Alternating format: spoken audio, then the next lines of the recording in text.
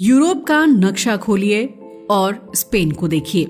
एक ऐसा देश जो आकार में पूरे यूरोप में चौथे नंबर पर आता है, जहां एक ही सीमा के भीतर नीला समंदर है, बर्फ से ढके पहाड़ हैं, सूखे रेगिस्तान हैं, हरे भरे जंगल हैं और ऐसा मौसम है जिसे दुनिया के सबसे हेल्दी क्लाइमेट में गिना जाता है। फिर भी आज स्पेन का करीब 70% इलाका लगभग खाली पड़ा है। ये कोई बढ़ा चढ़ाकर कही गई बात नहीं है। स्पेन की कुल आबादी लगभग 4.8 से 5 करोड़ के बीच है, लेकिन इस आबादी का बहुत बड़ा हिस्सा केवल कुछ गिने चुने इलाकों में सिमट गया है। Madrid, Barcelona, Valencia, swivel, Malaga जैसे शहर और खासकर समुद्र के किनारे बसे कोस्टल इलाके, देश का बीच वाला हिस्सा जहां कभी कस्बे थे, खेत थे, स्कूल थे, बाजार थे, आज वहां सन्नाटा है। आज भी स्पेन के मिडिल पार्ट में आपको बड़े बड़े पत्थर के घर मिल जाएंगे, पूरे के पूरे गांव जिनमें चर्च खड़े हैं, सड़कें हैं, लेकिन लोग नहीं हैं। खिड़कियों से झांकती खामोशी और दीवारों पर चढ़ती बेलें इस बात की गवाही देती हैं कि यहाँ कभी जिंदगी हुआ करती थी। ये इलाका हमेशा से ऐसा नहीं था। सिर्फ कुछ दशक पहले तक यहाँ लाखों लोग रहते थे, खेती करते थे और पीढ़ियों से एक ही जमीन पर टिके हुए थे। फिर अचानक सब कुछ बदल गया। लोग बीच का स्पेन छोड़कर तटों की ओर भागने लगे, शहरों की ओर खिंचने लगे, और जो पीछे छूट गया वो बन गया खाली स्पेन, जिसे आज लोग एम्प्टी स्पेन कहते हैं। लेकिन सवाल ये है कि इतना बड़ा, इतना समृद्ध, इतना खूबसूरत देश आखिर अंदर से खाली क्यों होता चला गया? इस सवाल का जवाब किसी एक वजह में नहीं छुपा है। इसकी जड़ें इतिहास में हैं, जमीन की बनावट में हैं और उन फैसलों में हैं जो 20वीं सदी में लिए गए। इस कहानी को समझने के लिए हमें सैकड़ों साल पीछे जाना पड़ेगा। कहानी शुरू होती है उस दौर से जब स्पेन को स्पेन नहीं कहा जाता था। हजारों साल पहले ये इलाका रोमन साम्राज्य का हिस्सा था। रोमन इसे हिस्पैनिया कहते थे। रोमन साम्राज्य उस समय दुनिया के सबसे बड़े साम्राज्यों में से एक था, जो उत्तरी अफ्रीका से लेकर यूरोप और मिडिल ईस्ट तक फैला हुआ था। लेकिन इतना बड़ा साम्राज्य एक दिन अपने ही वजन के नीचे दबने लगा। इसे संभालना मुश्किल होता गया, खर्च बढ़ता गया और धीरे धीरे रोमन शासकों को एहसास हुआ कि अब सब कुछ एक साथ नहीं चल सकता। चौथी सदी के अंत तक रोमन साम्राज्य प्रशासनिक दबाव के कारण 2 हिस्सों में बंट चुका था, पूर्वी और पश्चिमी रोमन साम्राज्य। स्पेन पश्चिमी रोमन साम्राज्य का हिस्सा था और यहीं से गिरावट की शुरुआत हुई। जैसे जैसे रोमन ताकत कमजोर होती गई, वैसे वैसे यूरोप में जर्मनिक कबीलों के हमले बढ़ने लगे। आखिरकार 5वीं सदी तक आते आते पश्चिमी रोमन साम्राज्य पूरी तरह ढह गया। इसके बाद हिस्पैनिया पर विजिगॉथ्स नाम के जर्मनिक कबीले का राज आया। लगभग 250 साल तक उन्होंने इस इलाके पर शासन किया, लेकिन उनका शासन मजबूत नहीं था। राजनीतिक अस्थिरता, अंदरूनी लड़ाइयां और कमजोर प्रशासन इस साम्राज्य को खोखला कर रहे थे। और तभी इतिहास ने एक और करवट ली। 8वीं सदी की शुरुआत में अरब से उठी एक नई ताकत ने उत्तरी अफ्रीका पार किया। साल 711 ईस्वी में मुस्लिम सेनाएं स्पेन पहुंची। कुछ ही समय में विजिगोथ्स का शासन खत्म हो गया और पूरा इलाका मुस्लिम हुकूमत के अधीन आ गया। हिस्पैनिया का नाम बदलकर अल अंदलुस रख दिया गया। अगले करीब 800 साल स्पेन का बड़ा हिस्सा मुस्लिम शासकों के नियंत्रण में रहा। इस दौर में शहर बसे, सिंचाई व्यवस्था बनी, खेती विकसित हुई, विज्ञान, वास्तुकला और शिक्षा ने तरक्की की। कोर्डोबा, टोलेडो और ग्रेनाडा जैसे शहर उस समय यूरोप के सबसे उन्नत शहरों में गिने जाते थे। लेकिन ये शासन हमेशा संघर्ष में रहा। उत्तर से ईसाई राज्यों का दबाव लगातार बना रहा। धीरे धीरे कई सदियों तक चली लड़ाइयों के बाद आखिरकार 1492 में ग्रेनाडा के पतन के साथ मुस्लिम शासन खत्म हो गया। स्पेन पूरी तरह ईसाई शासकों के अधीन आ गया। यहीं से शुरू हुआ स्पेन का एक नया दौर, एक ऐसा दौर जब स्पेन दुनिया की सबसे बड़ी औपनिवेशिक ताकतों में से एक बन गया। अमेरिका महाद्वीप में कैलिफोर्निया से लेकर अर्जेंटीना तक स्पेन का झंडा लहराने लगा। एशिया में फिलीपींस भी स्पेन के नियंत्रण में था। दुनिया भर से सोना चांदी आया। समंदरों पर स्पेन का दबदबा था। लेकिन ये ताकत हमेशा नहीं रहने वाली थी। समय बदला, साम्राज्य कमजोर पड़ा और 20वीं सदी में आकर स्पेन एक बार फिर बड़े संकट में फंस गया। साल 1936 में स्पेन में एक भयानक सिविल वॉर शुरू हुआ। 3 साल तक चले इस युद्ध ने देश को अंदर से तोड़ दिया।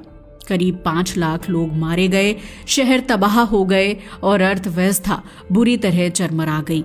1939 में युद्ध खत्म हुआ और सत्ता में आया एक तानाशाह जनरल फ्रांसिस्को फ्रैंको। फ्रैंको का शासन अगले करीब 36 साल तक चला और यही वो दौर था जिसने स्पेन के ग्रामीण इलाकों की किस्मत हमेशा के लिए बदल दी। युद्ध से पहले स्पेन की बड़ी आबादी गांव में रहती थी। खेती किसानी ही लोगों की जिंदगी का आधार थी। लेकिन फ्रैंको ने देश को खुद पर निर्भर बनाने के नाम पर सीमाएं बंद कर दी। अंतर्राष्ट्रीय व्यापार लगभग रोक दिया गया। नतीजा ये हुआ कि स्पेन दुनिया से कट गया। ना नई मशीनें आईं, ना नई तकनीक, ना उर्वरक, ना दवाइयां। खेती पिछड़ती चली गई। सरकार ने फसलों के दाम तय कर दिए, जिससे किसानों की कमाई और गिर गई। गांवों में रहना मुश्किल होता चला गया। लोगों के सामने 2 ही रास्ते बचे, या तो शहर जाओ या फिर देश छोड़ दो।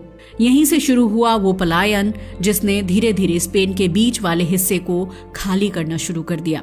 लेकिन असली बदलाव अभी आना बाकी था। 1950 के दशक के आखिर तक फ्रांसिस्को फ्रैंको को ये साफ समझ में आ चुका था कि स्पेन को दुनिया से काट कर रखना देश को और पीछे ले जाएगा। सिविल वॉर के बाद फैली भूख, बेरोजगारी और गरीबी अब छुपाई नहीं जा सकती थी। इसी मजबूरी में फ्रैंको ने अपनी सख्त नीतियों को धीरे धीरे बदलना शुरू किया। स्पेन के दरवाजे अंतर्राष्ट्रीय व्यापार के लिए खोले गए और देश दोबारा दुनिया से जुड़ने लगा। फ्रांस, जर्मनी और ब्रिटेन जैसे देशों के साथ व्यापार शुरू हुआ। विदेशी कंपनीज आई, नई फैक्ट्रियां लगी, सड़कें बनी और बंदरगाहों का तेजी से विस्तार हुआ। यहीं से स्पेन एक बिल्कुल नई दिशा में आगे बढ़ने लगा। यहीं से उस दौर की शुरुआत हुई जिसने आज इतिहास में स्पेनिश इकोनॉमिक मिरेकल के नाम से जाना जाता है, जब कुछ ही सालों में स्पेन की रुकी हुई अर्थव्यवस्था तेजी से बढ़ने लगी और देश औद्योगिक विकास की राह पर आ गया। लेकिन ये चमत्कार पूरे देश में बराबर नहीं फैला। नई इंडस्ट्रीज को पहाड़ों, रेगिस्तान और दूर दराज के इलाकों में लगाने का कोई मतलब नहीं था। कंपनियों को चाहिए था आसान ट्रांसपोर्ट, बंदरगाह, बिजली और बड़ी लेबर फोर्स। ये सारी चीजें स्पेन के बड़े शहरों और कोस्टल इलाकों में थीं। बार्सिलोना, मैड्रिड, वेलेंसिया, बिलबाओ जैसे शहर अचानक तेजी से बढ़ने लगे। नई नौकरियां पैदा हुईं, अच्छी सैलरी मिलने लगी। शहरों में स्कूल, अस्पताल, यूनिवर्सिटी, सब कुछ बेहतर होता चला गया। अब गांवों में रह रहे लोगों के सामने एक साफ तस्वीर थी। एक तरफ गांव जहां खेती से गुजारा मुश्किल होता जा रहा था, दूसरी तरफ शहर जहां काम था, पैसा था और भविष्य था। धीरे धीरे गांव खाली होने लगे। पहले जवान निकले, फिर पूरे परिवार शहरों में बसने लगे।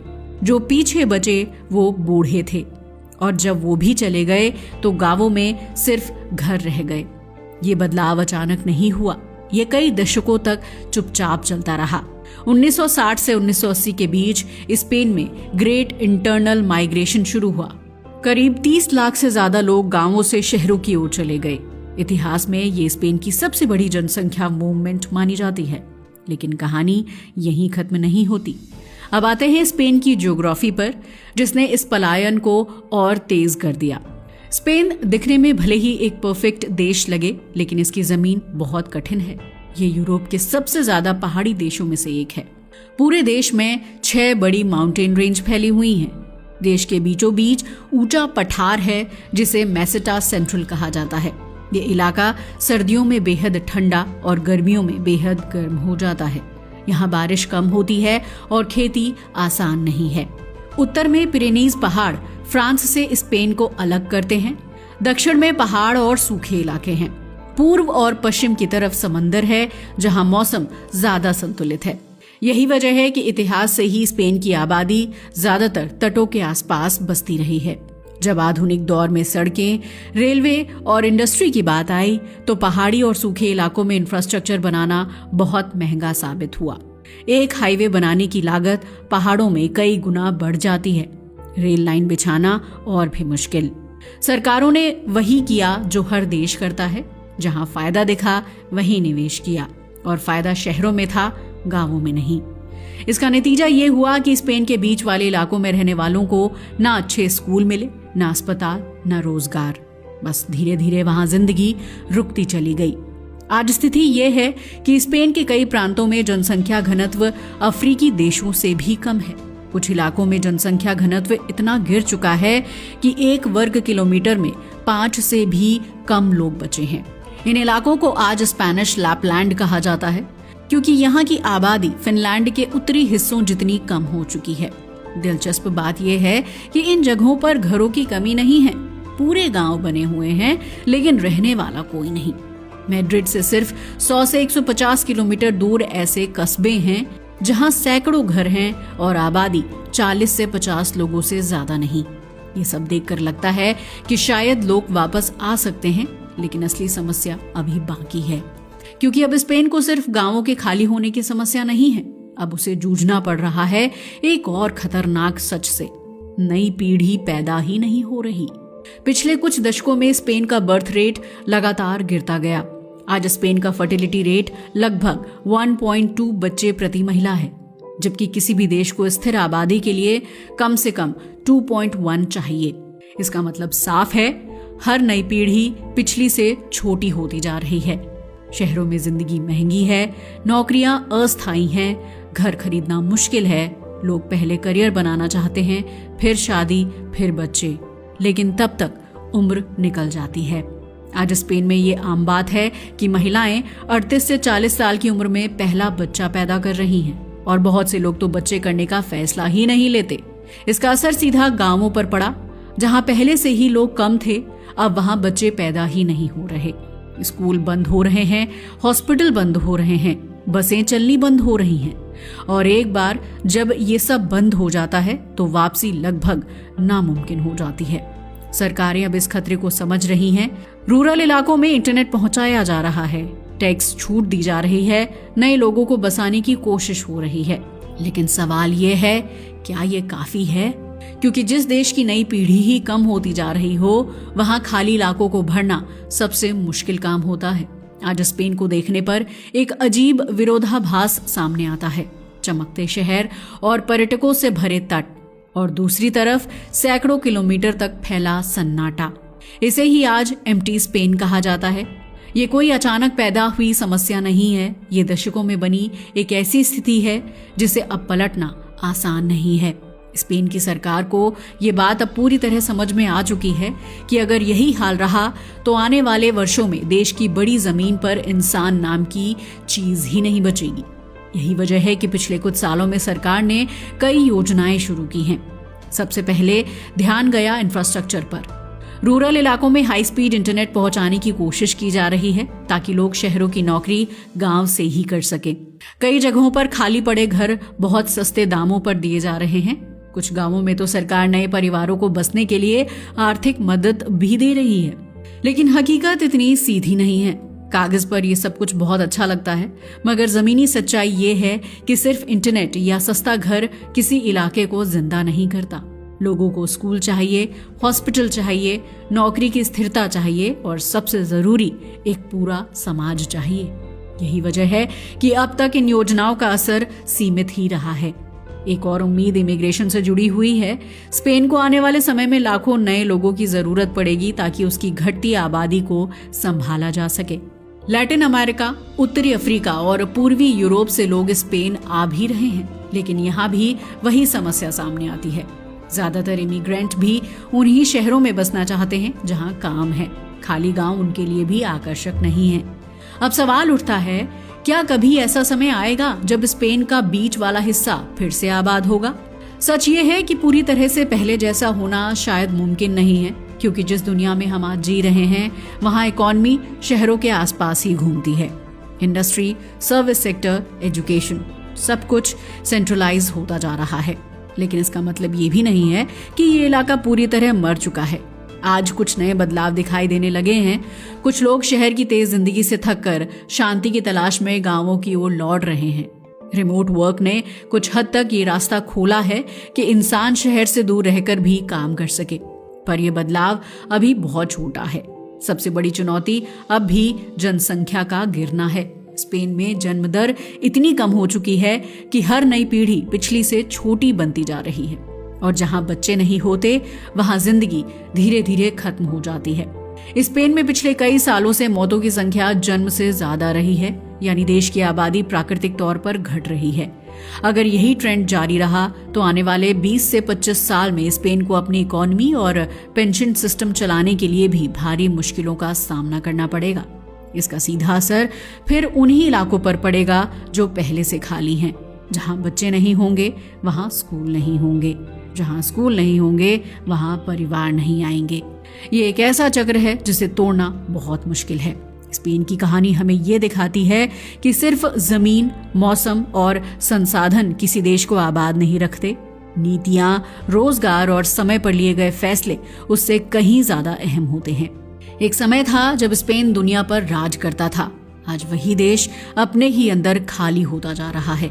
और ये सवाल सिर्फ स्पेन का नहीं है, यूरोप के कई देशों में यही हाल धीरे धीरे दिखाई देने लगा है। फर्क बस इतना है कि स्पेन में ये बदलाव सबसे साफ नजर आता है। शायद आने वाले सालों में कुछ गांव फिर से बसें, कुछ रास्तों पर फिर से आवाजें लौटे, लेकिन इतना तय है कि जो स्पेन एक बार खाली हो चुका है वो कभी पूरी तरह पहले जैसा नहीं हो पाएगा। यही है खाली स्पेन की पूरी कहानी। एक ऐसी कहानी जो बताती है कि देश सिर्फ नक्शों से नहीं, लोगों से जिंदा रहते हैं। अगर लोग चले जाएं तो सबसे खूबसूरत जगह भी खामोश हो जाती है। आज के लिए बस इतना ही। वीडियो अच्छा लगा हो तो इसे लाइक और शेयर करें और हमारे चैनल को भी सब्सक्राइब करें। जय हिंद दोस्तों।